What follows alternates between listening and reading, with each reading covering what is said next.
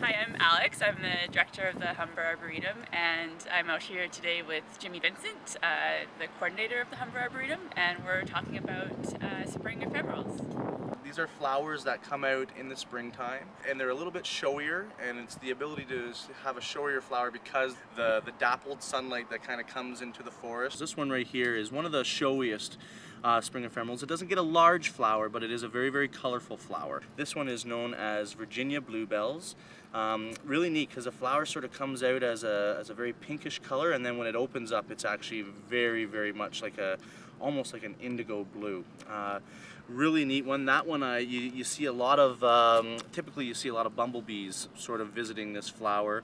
Again, this is one that we don't have in our forest, but it's nice to have an area where they can establish themselves.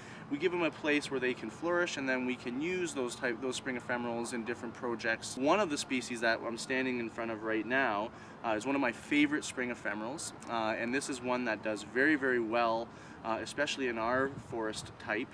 And it actually is a really good spreader as well. This is known as sharp-lobed hepatica.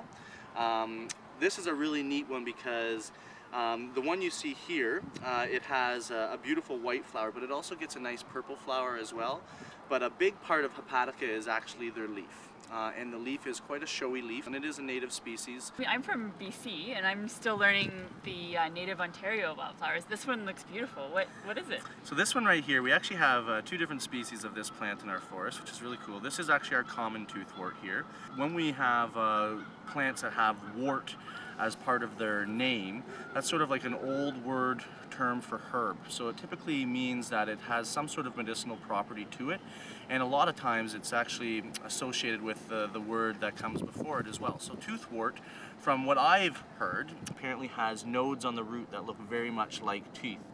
This is actually one plant that can be harvested in the wild because it's an invasive plant.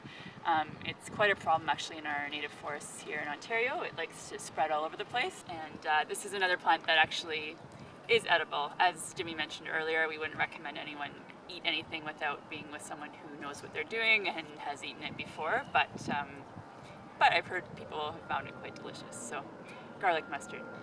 This is one a lot of the people at Harry Potter know very well because it's Mayapple is also known as Mandrake, and Mandrake has the root that looks like a swaddled baby. Mayapple is a real popular one in the forest simply because, well, first off, when they come out of the ground, they look like mini palm trees.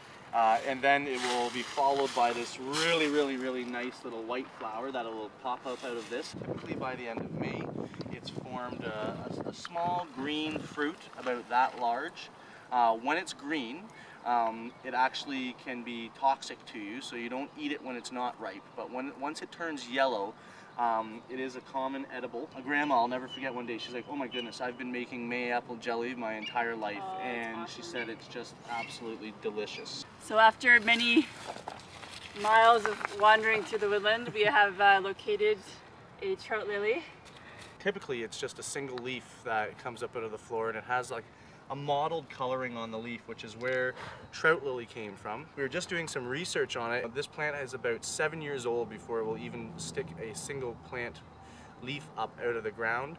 And when it matures finally, that is when it will shoot 2 leaves up and the flower will come up between the two.